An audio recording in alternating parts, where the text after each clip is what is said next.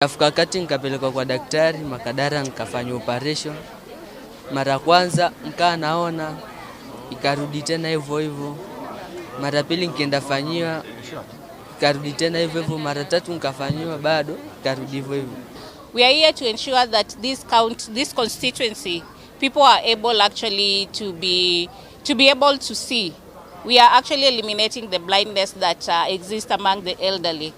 We are always out here from different counties in Mombasa region. Upande wa fedha, watu wana shida upande wa medical ukiangalia, na labda tuweze kuangalia upande wa SHA. Nafikiri SHA pia ina cover. I don't know if it's covering cataract, lakini tutaangalia. So maybe tuangalie upande huo, na maybe we can do more of outreach.